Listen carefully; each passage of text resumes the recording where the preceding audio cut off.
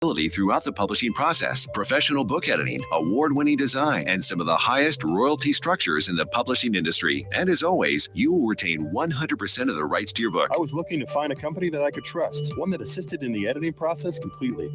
The most important qualities that I was looking for was a publisher who was honest and upfront, no hidden costs or fees, and owning the rights to my own work. Christian Faith Publishing will publish, market, and sell your books in all major bookstores, online booksellers, as well as specialty Christian bookstores. Call for your free author submission kit. 800-978-4812. 800-978-4812. 800-978-4812. That's 800-978-4812. Here's important new information from the Diabetes Solution Center for you, a family member, or a loved one suffering with diabetes. If you have lost your provider, or if you need a provider for diabetic supplies, you may qualify to receive your diabetic testing supplies now with little or no out-of-pocket cost, regardless of your age. All you need is Medicare or private insurance to be potentially eligible. Call the Diabetes Solution Center right now for details. Just takes a couple of minutes. Our friendly, knowledgeable agents will give you free, no-obligation information, handle all the insurance paperwork, and make sure your supplies are delivered directly to your door for free. Call U.S. Medical Supply 24 hours a day. 800-597-9323. 800-597-9323. 800-597-9323. Call right now. 800-597-9323.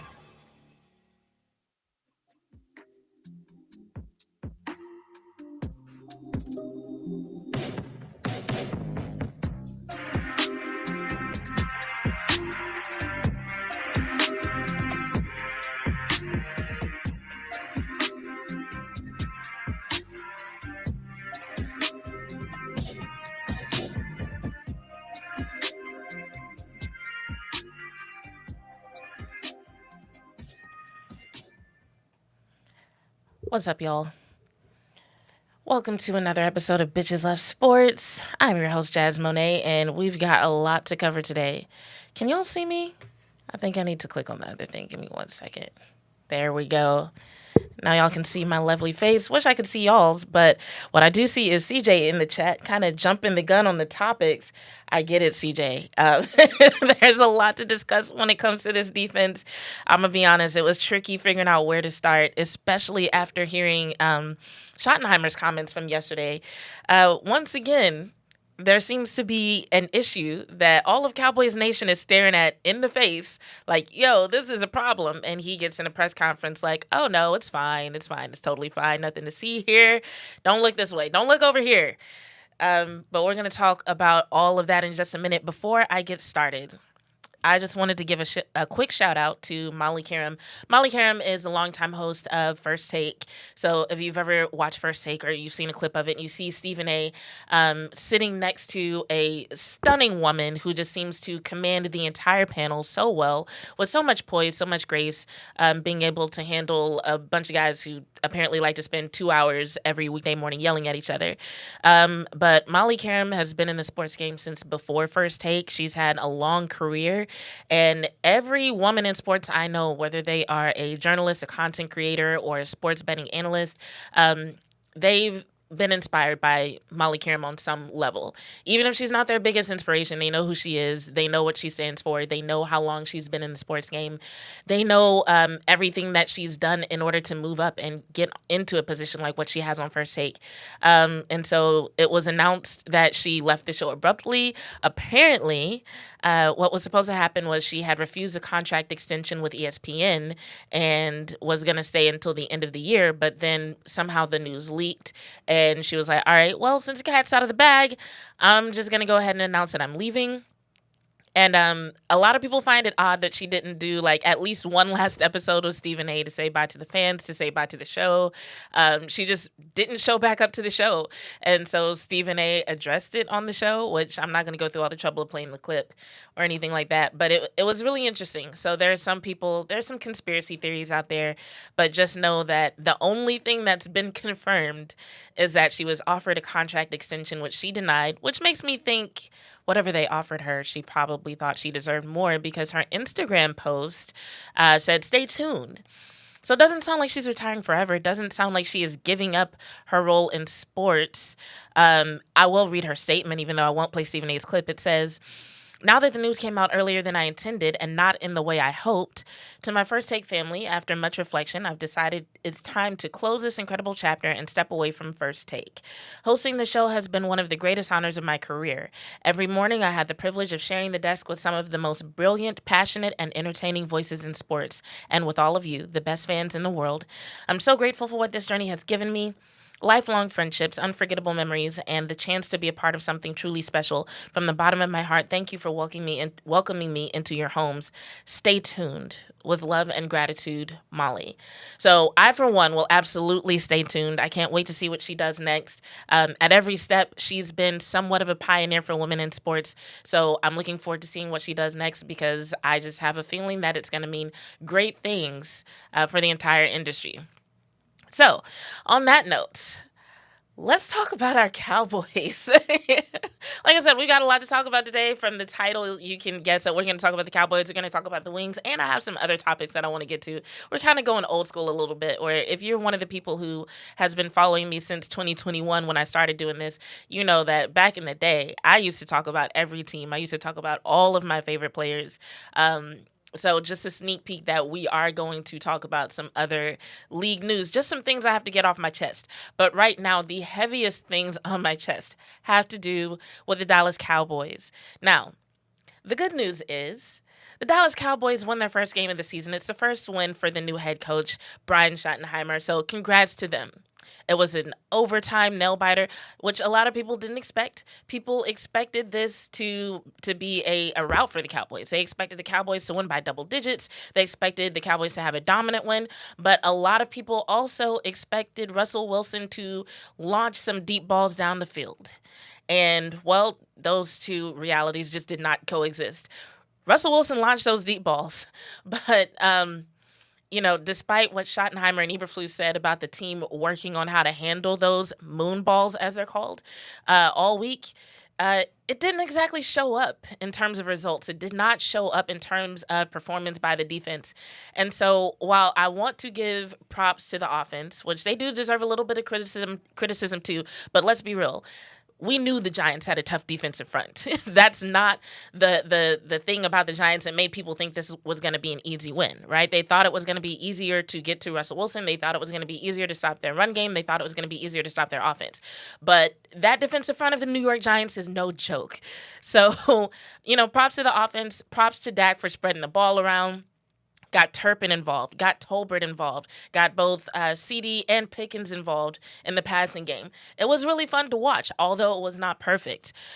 But this defense, the way the offense and the defensive performances make me feel about this game is like I don't know how much I'll pay attention to TikTok, but there's this thing on TikTok that was going around for a while, and it was kind of for girls, and I know most of my audience is guys, so y'all might not have seen it, but it was basically women talking about whether or not they were a cutie patootie or a bad bitch.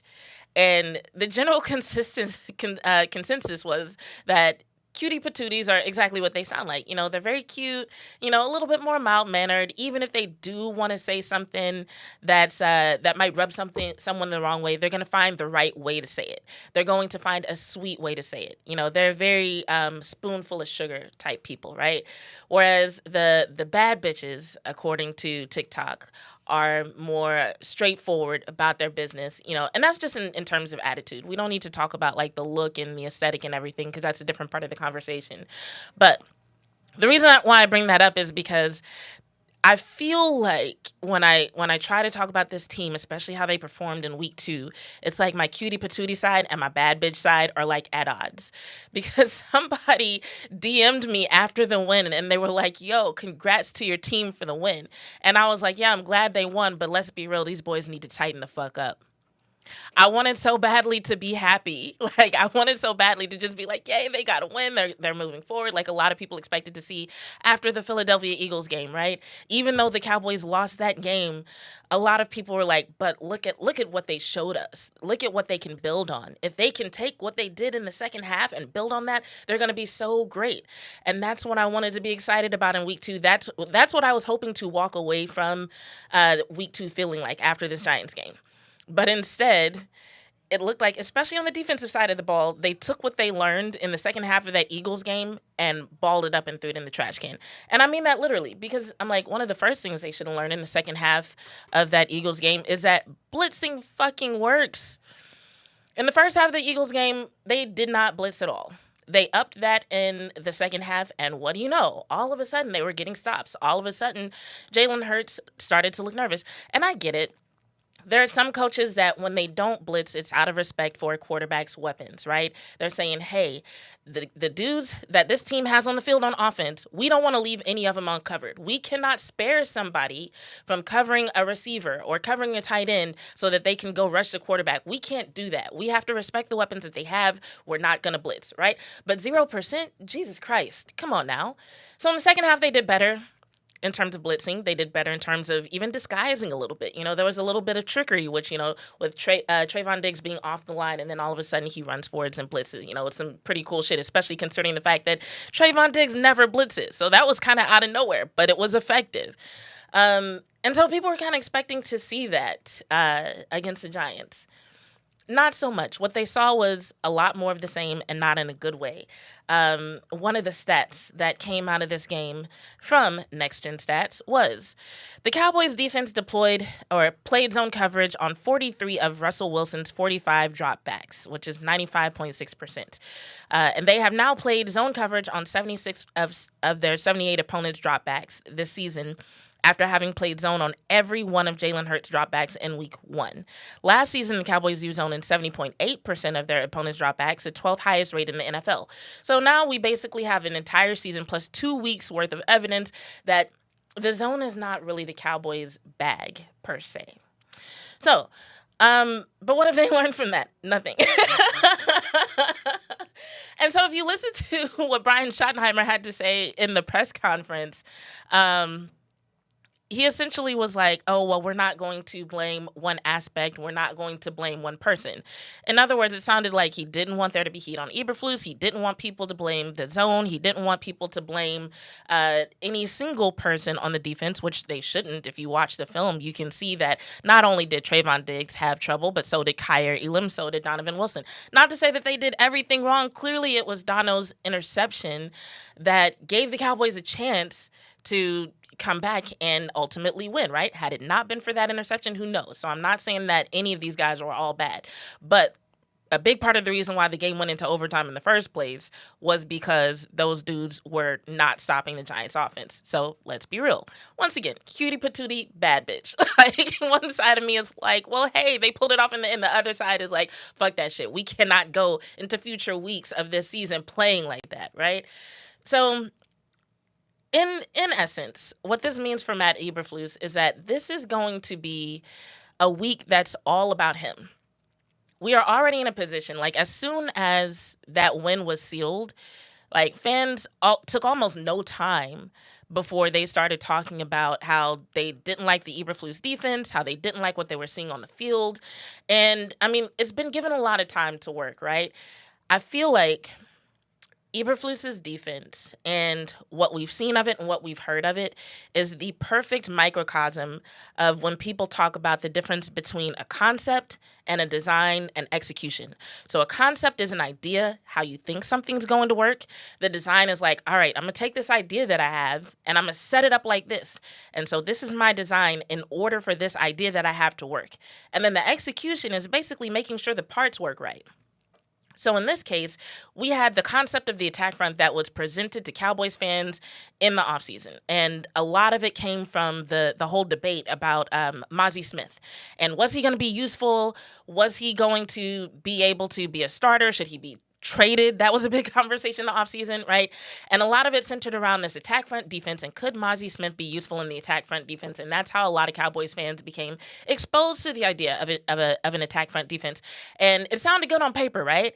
It's like, oh, an attack front. We want something that's going to be disruptive. We want something that's going to disrupt the timing of the quarterback, that's going to be more likely to get home, because these guys they're going to be splitting doubles. No more of this, keeping the linebackers clean stuff. Their goal is to get to the quarterback, and it's a linebacker's job to then do this whole cleanup and flow thing, and they get to the running back. But it's going to be attacking. It's going to be aggressive. It's going to ensure that the opposing offense, the opposing quarterback, the opposing offensive line, that they are intimidated, right? Great concept.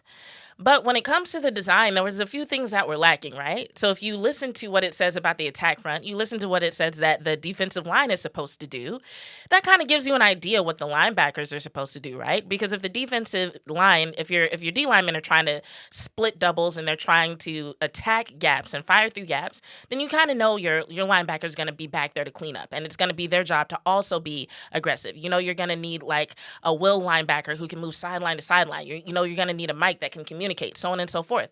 But it was that secondary that's like, an attack front doesn't really explain what the secondary is supposed to do. So Cowboys Nation collectively was like, let's watch and see what this secondary does. And we watched and we saw, and we were not fans. We were not fans. We were like, that is way too much cushion. Quarterbacks are just going to have a field day, just taking whatever is left underneath. Because if you can get 5 yards, 7 yards per snap, why not? And that's exactly what we saw in preseason. And then people were kind of like, okay, well, maybe this won't be what the defense looks like in the regular season, especially when it came to people like Andrew Booth potentially being a starter. That ended up not being the case. Whew, okay. So, crisis averted. But there was still just this issue of the zone not really doing what needed to be done in terms of quickly getting to the potential targets, in terms of closing that space, in terms of making the quarterback feel like those targets were covered. Even though we had the starters in the game, it still looked like these instances of quarterbacks being able to attack what was underneath, especially in the case of Jalen Hurts. People criticized the fuck out of him for all his little short throws. They called him dink and dunk in the first week, whatever. I don't know when we're going to get over criticizing Jalen Hurts after a win. I mean, come on. More on that later. But they criticized him for that, but they won the game. It was effective. Jalen Hurts literally took what was given to him, which was all this space underneath, and it was effective. You know what I'm saying? And so then we come around to week 2, and we're like, all right, surely they're going to make some more adjustments, and people just still aren't seeing what they want to see. And so now, going into week 3, there's pressure on Eberflus for 2 reasons.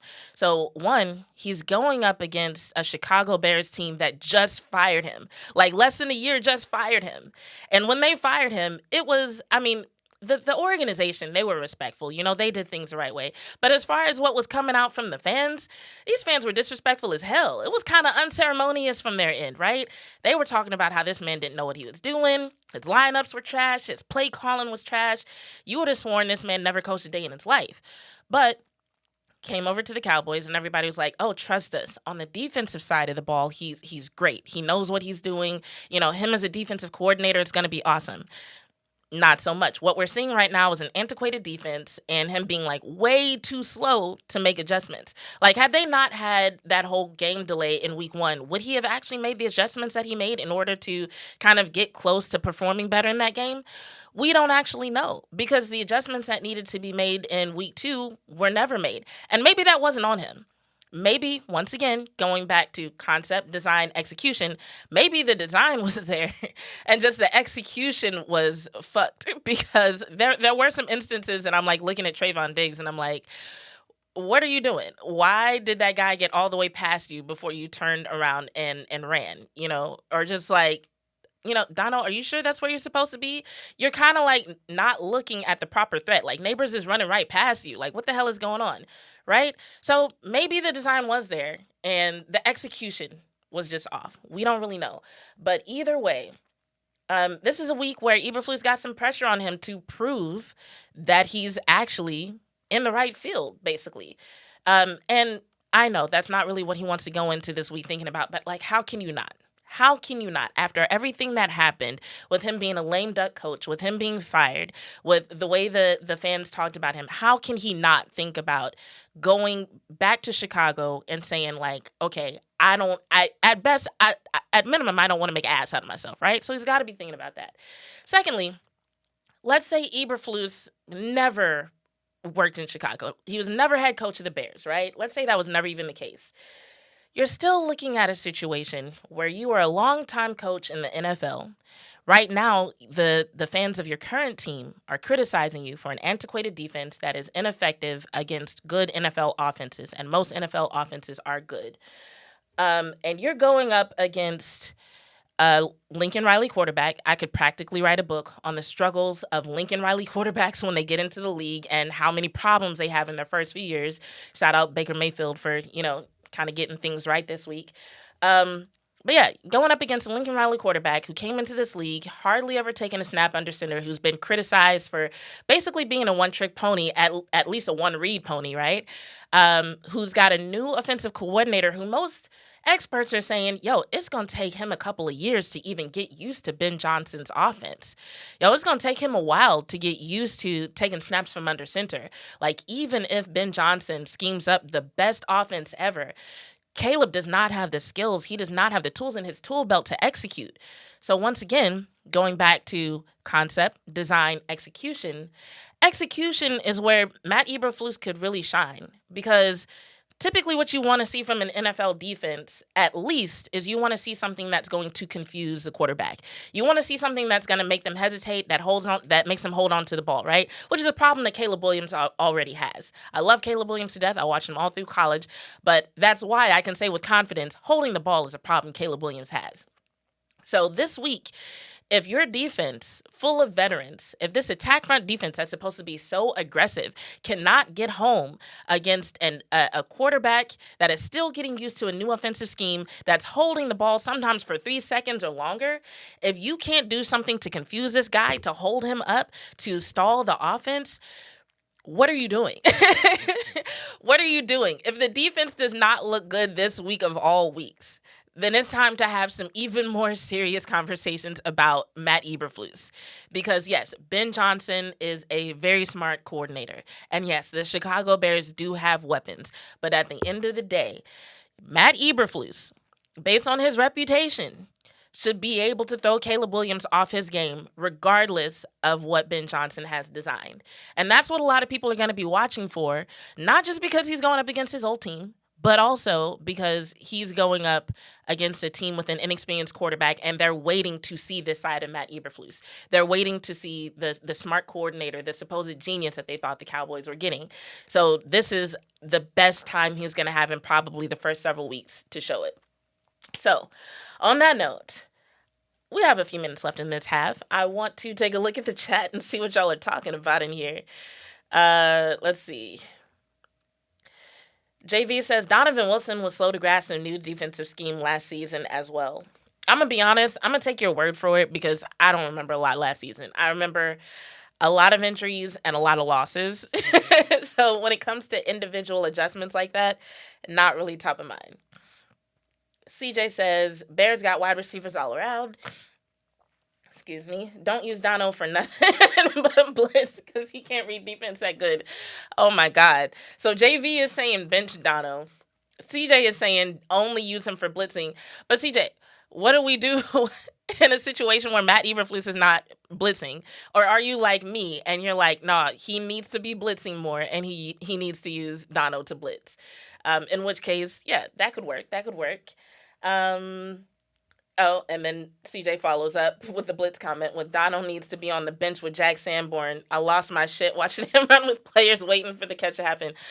Oh my goodness. I don't know what happened with that because it's like not Matt Eberflus, Brian Schottenheimer, when he talked about what the guys were going over in terms of figuring out how to cover the moon balls, what he was talking about was, them maintaining poise and not getting penalties, because the way Russell Wilson's deep ball, the way it arcs, it drops in such a way to where sometimes the perspective can be off, and corners can get a little bit too aggressive too early. And so I don't know if that made them slow down altogether, back off altogether. Eberflus, I keep saying Eberflus. Schottenheimer also said that they were kind of lackadaisical in practice last week. So maybe all of that had something to do with it. Do I have anything pulled up from... I feel like I had something pulled up. Let me see. From Schottenheimer. Let's see what this is. No, I think we did some stupid shit tonight. Bars. That's not the clip that I thought it was, but props to him. I'll find it in the break and then we'll come back to it. My bad, guys. My bad. I'm back. Let's see.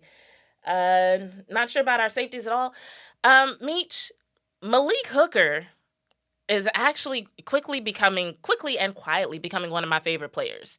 Malik Hooker is very smart. He gets to where he's supposed to be when he's supposed to be there. And there have been a lot of instances that he's had to clean up for guys and end up doing things that it doesn't even look like he was assigned to do for the sake of helping out the team. So, yeah, I wouldn't say that like our safeties are necessarily a problem, especially Malik Hooker. Now, there's only one of him. Unfortunately, there's only one of him. So he's smart, he's effective, but there's only one. CJ sent to JV, you right, a lot of people weren't playing their lane last year. That was actually going on for a couple of seasons, because I'll never forget the controversy over safeties being converted to linebackers and how weird that was. So yeah, we had a couple of seasons of just weirdness in terms of personnel. So yes. Meech also said, like, blaming Dak for a loss is a sickness. It really is, and it's contagious too. It's a sickness in some people. Our wide receivers and defense was never built to compete with pressure in the big moments. Aw. I think our wide receivers are doing better. And then CJ says, it's better than playing possum for the Bears next week. Oh, like in terms of hiding what the scheme is actually going to look like so that the Bears can't get a jump. I'm not a fan of that. What else did you say? Them safeties was pissing me off. You can literally see Diggs telling Wilson, come help over the top, and dude looks lost. So, yeah, maybe this is just a Dono thing. Because, like, for the most part, I like what I'm seeing from Malik Hooker. Now, I do need to go back and look at the All-22 to see, like, what he's doing on every snap.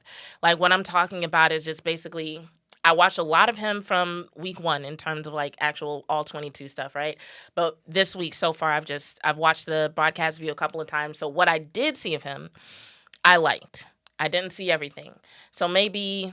yes to Malik Hooker, no to Dono. Maybe my cutie patootie side really likes Malik Hooker, but my bad bitch side is like, fuck Donovan Wilson. No, I could never say that about a player. Seriously. But yeah, the reason why I don't like the whole playing possum thing, CJ, is because this is a league where every win matters. And if you have to put so much in the bag, like keep so much locked in the playbook to the point where a game gets that close, I feel like you still have issues to address either way. That's not what you want from your defense. That's not what you want on either side of the ball. I'm not a fan of the whole hiding plays, unless you just have that much in your bag to where you can hide a play and still be dominant, you know?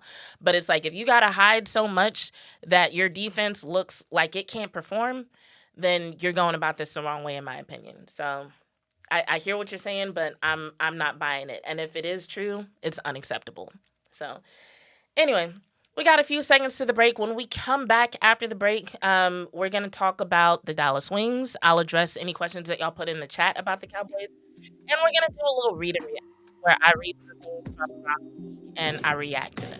So stay tuned. We'll be right back in a few seconds after we pay these bills.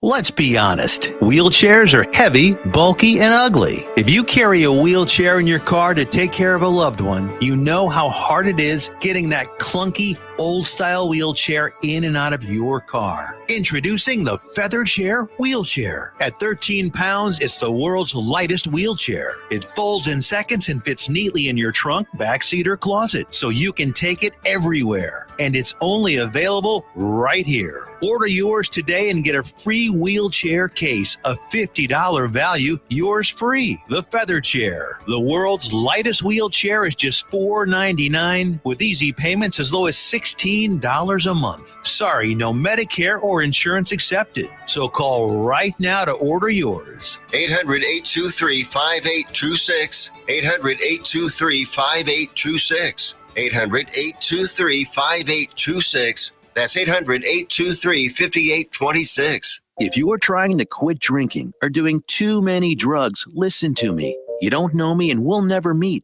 I had a problem like you once. I drank and used to party a little too much till it got out of control and almost ruined my life.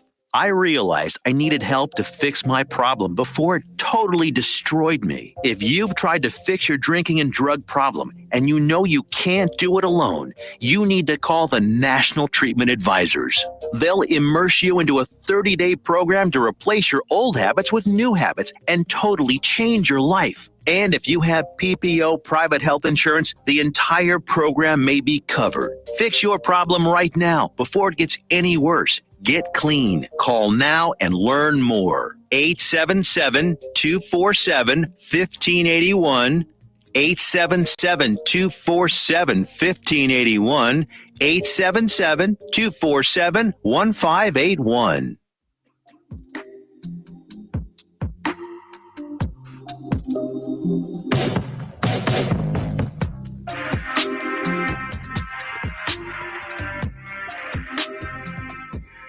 And we are back. How's it going, y'all? So there's a couple of things in the chat for you if you're watching on the YouTube side. One is don't forget to hit the like button. It's a few of y'all being active in the chat. Much appreciated. I love when y'all ask questions and give feedback and share your takes. But make sure that you also hit that like button. Subscribe if you haven't. Make sure your notifications are turned on. And share the link to this video with someone who you think might like this content. Also, our awesome producer and owner of this station has dropped a link in the chat. So that is ntxradio.com/micdrop, MICDROP, mic drop. And that's where you can sign up for the newsletter. So if you ever want to be the first to know what's going on with NTX Radio or with my show on NTX Radio specifically, you can sign up. You can also put Bitches Love Sports in that little slot where it says what show do you watch or what's your favorite show. If you just want to show me a little extra love there and get to know what's going on with not only me, but also my colleagues here at the station. So thanks for that. All right. So I just want to address a couple of things that I saw in the chat during the break. Let me see if I can pull them up. I always forget where this button is. All right, chat. Here we go. Okay, so CJ is talking about Malik Hooker, something that happened in 2023 where he was making some business decisions. So I talk all the time about how I am still in the process of watching film. So in 2023, I wasn't really watching it like that. I don't really remember what he was and wasn't doing in 2023. I do know that sometimes safeties kind of take a hit for not doing what fans think they should have done, when in reality, they're doing what they were supposed to do, but they could have done something else, right? So it's kind of like, I can't really think of a good analogy, but I guess that's like the first thing that comes to mind for me is like, okay, are these things that Malik Hooker was supposed to do and he wasn't? Or was it just areas where it looks like he could have stepped up and he didn't, but that wasn't necessarily his job in the first place? But CJ goes on to say, I guess he got better because my eyes were more on Wilson. Yes, that's common. Usually fans, especially the ones who do watch film and who are used to watching the game through a certain lens, they will kind of hone in on the player that is not where they're supposed to be, that is getting beat, that is not doing what they're supposed to do. So it totally makes sense that you might notice Wilson more. I just noticed Malik Hooker because like I'm trying to get in the habit of like watching formations, watching, both sides of the ball and seeing not only where's the ball going, which a lot of fans are also ball watchers, but also what are people doing around it? How's the play being influenced? And so I noticed a lot of good that Malik Hooker was doing in week 1, and I noticed him doing a lot of those same things in week 2, not in the same way, because in week 1 he was doing a lot of let me slow down Saquon Barkley so someone can tackle him, and that was effective. And in this week, he was doing a little bit more of what the safeties were supposed to do in terms of like helping out in certain areas in secondary coverage. But it just seems like that it's definitely not highlighted on the broadcast. And it is the kind of thankless work that isn't noticed by fans until someone points it out. So if I ever get confident enough in my film watching skills to do a film watching session, I might do one on Malik Hooker just to show y'all how many times this guy throws the cape on and just does something to save the day for the Cowboys defense. JV says, I thought you was typing. JV, I am typing, but sometimes Tiff types something. So yeah, usually if I'm like hit the like button or say hi or I'm responding directly to one of you, that's me. But then if it's a link, something to support the station or support the show, usually that's Tiffany taking something off of my plate so that I can talk to you guys and I'm not sitting here pasting links and typing stuff all day and I can focus on what I'm saying to y'all.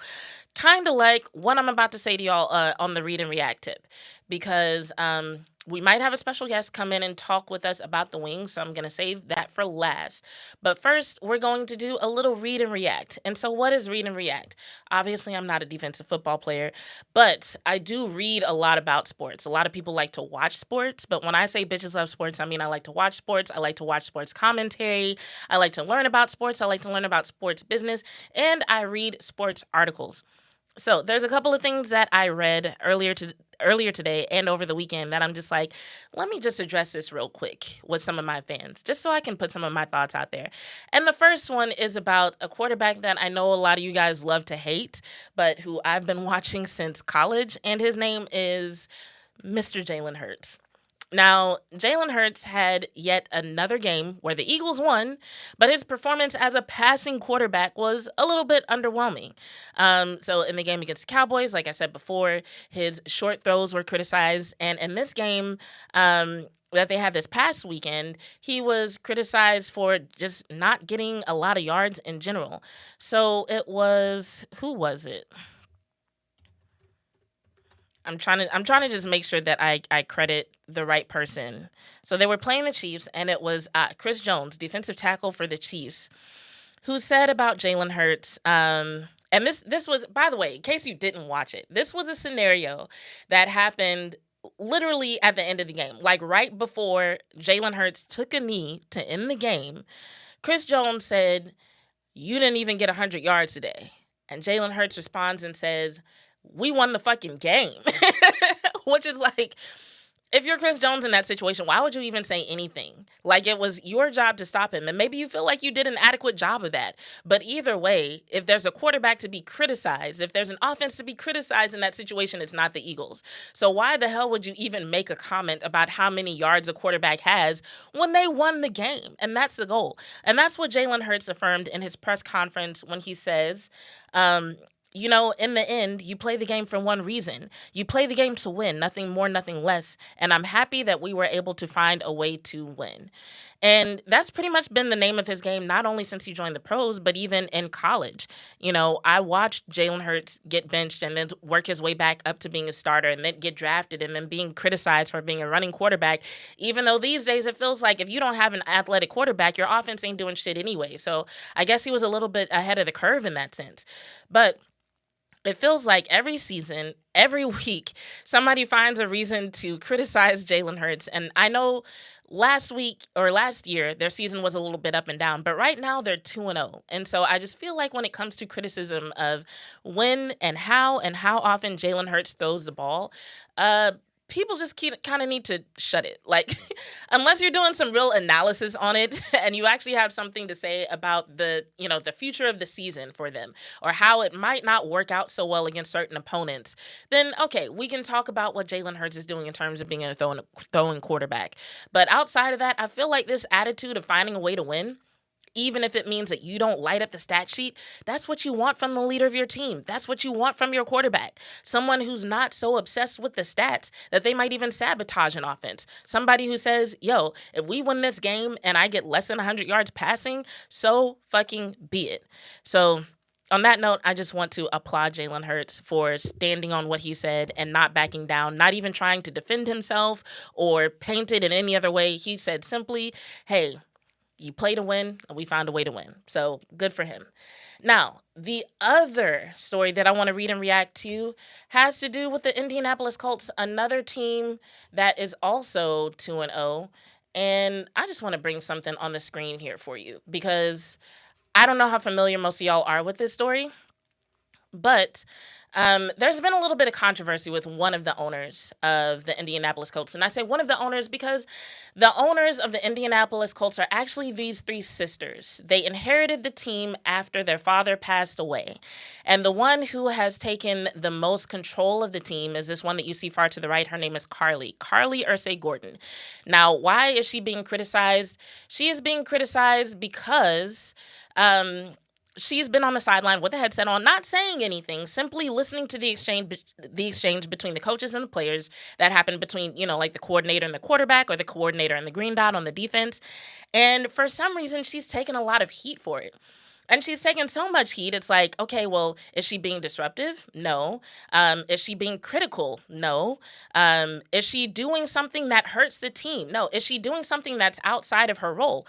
No. Now, she's doing something a little bit out of the ordinary, right? She's doing something a little bit out of the ordinary because you don't often see an owner on the sideline with a headset on. But here's what she told Forbes about that situation. She said, I need to be able to say, is this person full of BS? Do they even know what they're talking about? She said this to Forbes in June. She said, I would suggest it for anyone else that has to pay coaches and GMs millions and millions of dollars. It helps you make a less expensive mistake potentially. So the thing that she's listening for is actually the same thing that most team owners at some point in a meeting will ask their GM about, will ask their head coach about anyway.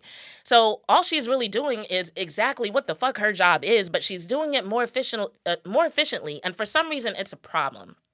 And the reason why I wanted to call this out is because it's really starting to feel like the problem has to do more with her gender than her role.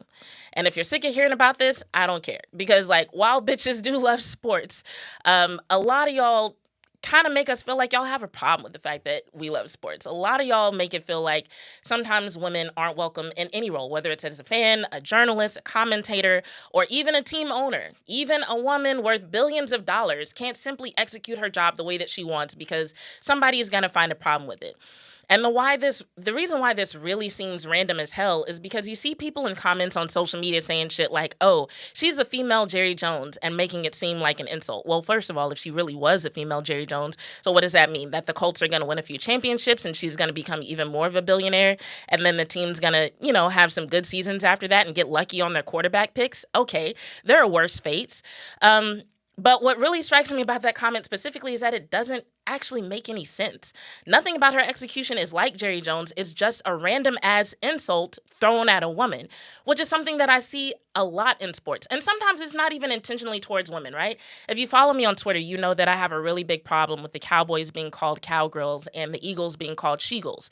And why is that? It's because if your idea of an insult is to take the word boy and replace it with girl, or to take a word and feminize it, and you think that's what an insult is, that tells me what you think about girls and women. All right? And so when I see people look at this woman and how she's conducting her role, and they want to talk shit about her, saying that she's a micromanager, even though everybody on the staff says that she's great, that she's kind, that they like her, they have no issues, people throw out these random ass stories from literally out of their ass talking about how she's a micromanager. She's like Jerry Jones. For what? And so I just want to say, when it comes to Carly Ursay-Gordon and the Colts being 2-0, clearly she's doing something right. And you might say, oh, well, it's too early to say. We're only 2 weeks into the season. We can't really say if the Colts are going to be good this year. Fair. But what I'm talking about is fan response to this woman. And when it comes to fan response to this woman, and it only being 2 weeks, 2 wins in 2 weeks, I feel like if 2 wins in 2 weeks is enough time for people to be on Howie's nuts with the Eagles, if it's enough time to glaze the fuck out of Baker Mayfield and what he's doing with the Bucks, it's enough time to give this woman her flowers. And it's defending her, but it's about more than just her, because I look at this video, right? Let me pull up this video from Instagram so y'all can see the shit that went viral. Her literally just doing this went viral. Not saying anything, just taking notes with the headset on, right? This is what went viral over the weekend, right? Crazy. This right here. And I look at this woman and I'm like, she doesn't need my defense. She looks like the type of woman who not only is she out of fucks to give, she looks like she don't even really keep fucks in stock for real. She looks like she ran out of, like, her fucks went on clearance when she took over the team. And ever since then, she's only had side eyes and eye rolls for everybody, but you can't see them because the money's in the way, right? But anyway, I say this not just in defense of her, but also in defense of all women who are finding their way in the world of sports and for some reason seem to get undue criticism. And they're told that they're micromanaging, that they're a bitch, that they're doing too much, that they're going overboard. Why are you here? Why are you doing this? It's always why, when all they're doing is trying to do their damn job and do it well. So this is for all those women. And hopefully they get that message and they're inspired by it. Shout out to Carly. I've never been a Colts fan, but I'm a fan of hers. All right. On that note, I'm going to go ahead and assume that my guest can't make it. I knew that was a possibility. But before we get out of here, I do want to make sure and give props to one Paige Bueckers. So Paige Bueckers, rookie guard of the Dallas Wings, won Rookie of the Year. She won the AP Rookie of the Year, and then today it was announced that she won the WNBA Rookie of the Year. And she actually learned of this after she was walking off the set of the Jennifer Hudson show. If you've ever seen the Jennifer Hudson show, and I think they call them spirit walks that they do after the show, she found out then at the end of her spirit walk doing her little dance. And if you saw that video, but you've seen other videos of Paige dancing, you know she was kind of holding back a little bit. And I don't know why. I'm like, Paige, this is your time to shine.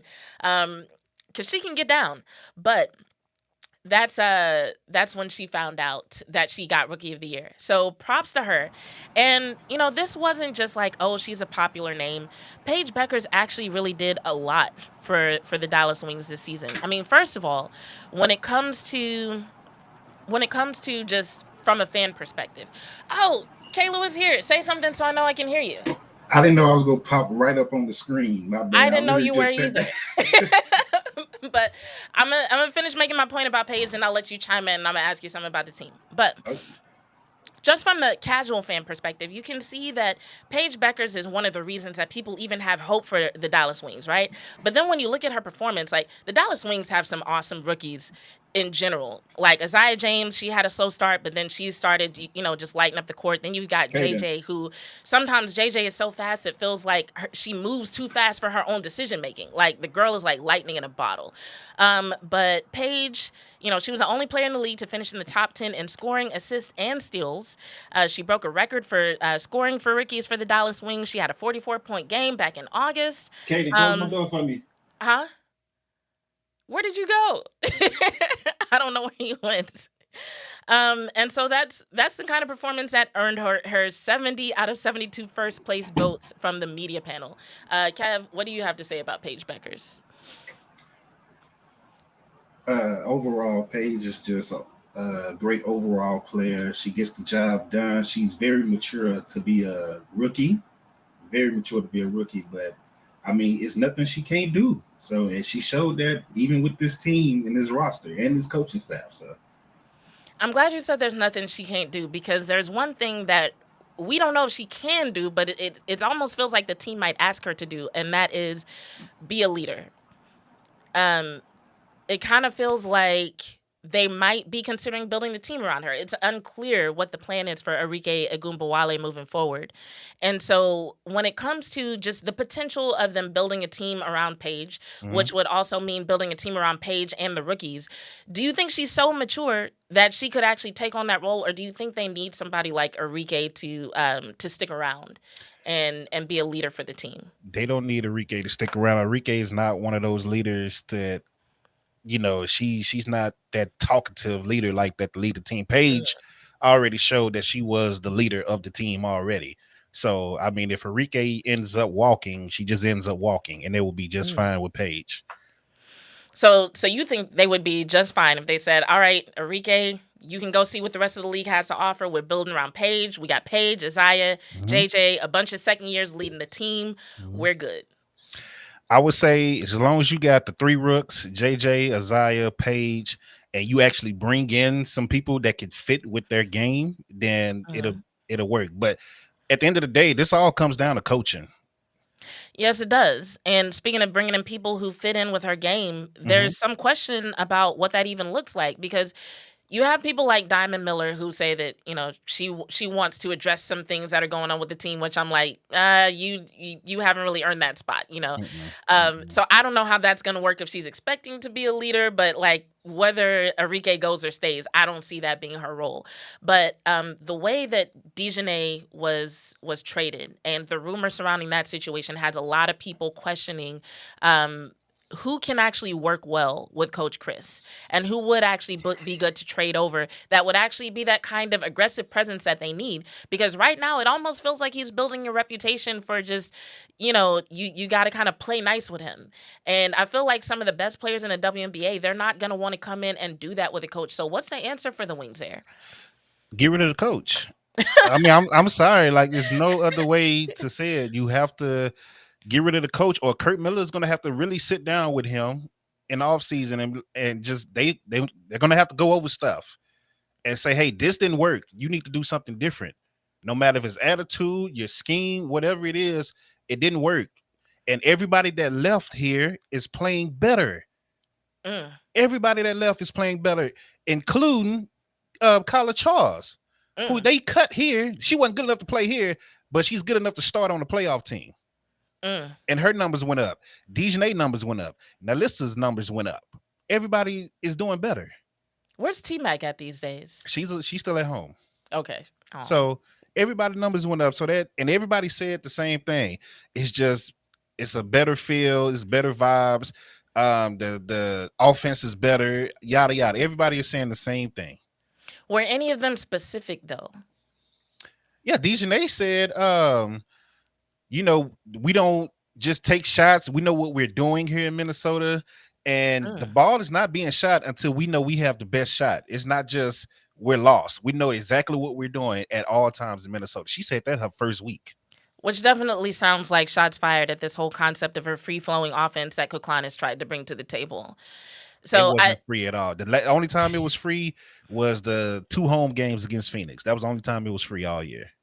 I think a lot of fans would hope that you would say something else, because it doesn't seem like they're going to get rid of Coach Chris. So if getting rid of the coach is the answer, then what does year 2 for him look like?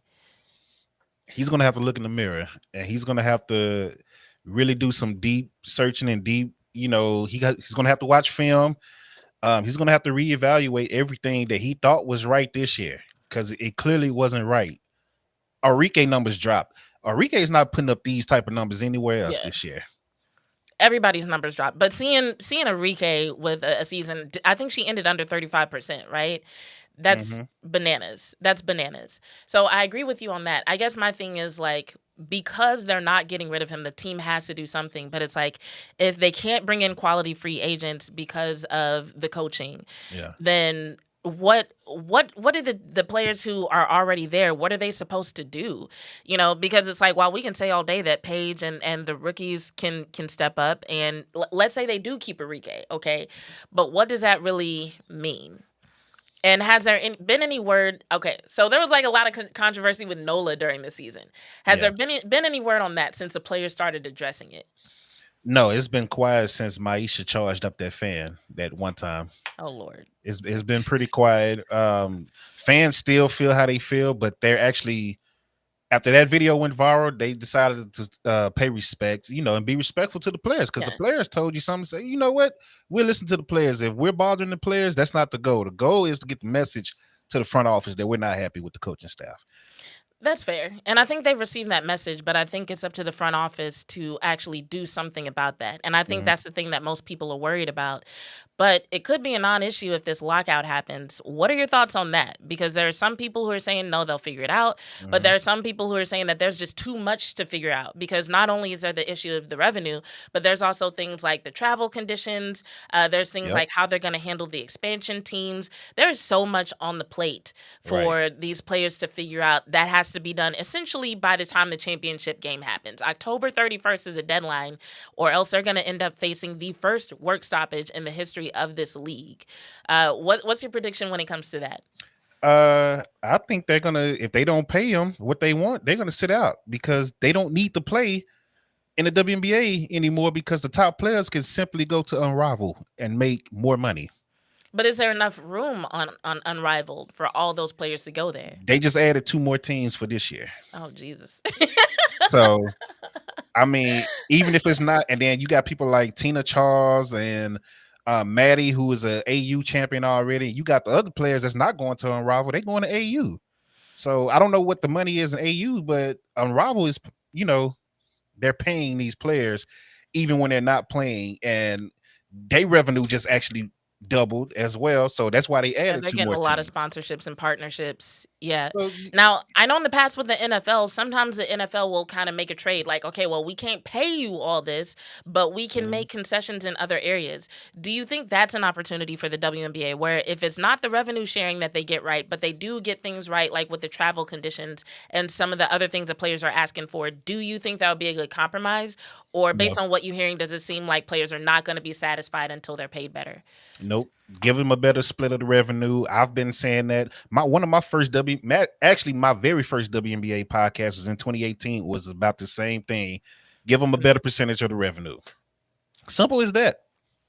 How are they supposed to do that when so much of their revenue is controlled by entities like Nike and the NBA? It's like they don't even have, the WNBA doesn't have control of most of their revenue themselves. So it's like the part that they have to split is what they have. And it sounds like that can't be changed. So what are they supposed to do? They better figure it out. That's what they're supposed to do. I don't know what else to tell them. This has been going on. This conversation started in 2017. That's, with the whole revenue split and all that. They could do it if they wanted to do it.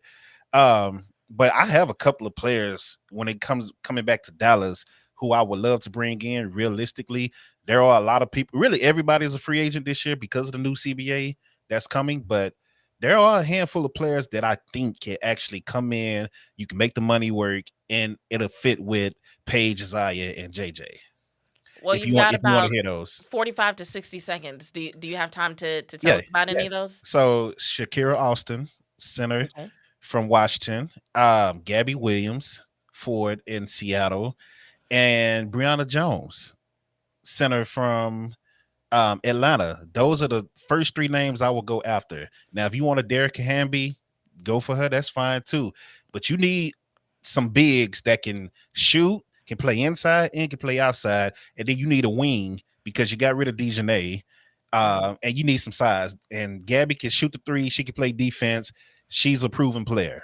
Those are the top 3 names that I will go after right now. And then everybody else, we'll fit them in when we need to fit them in. I'm with you on the size thing. That does seem to be something that has kind of plagued the Wings in an ongoing fashion, is like how to get and keep some bigs that are going to help out the team. Now, real quick, do you think those players will get along with Coach Chris, though? Coach better find a way to get along with him. But most of those players that I named outside of Shakira, they are pretty easy, to work with. So Shakira, she has a little fire to her, so she might get into it with a kind of like what Dejanay did. But everybody else, they're laid back. So, well, it sounds like Kev's perspective is whether you're the WNBA or the Wings, you better figure it out. It out. So, on that note, thank you so much, Kev, for joining me for a few minutes. This has been another episode of Bitches Love Sports. I'm your host, Jazz Monet, and we out. See you later.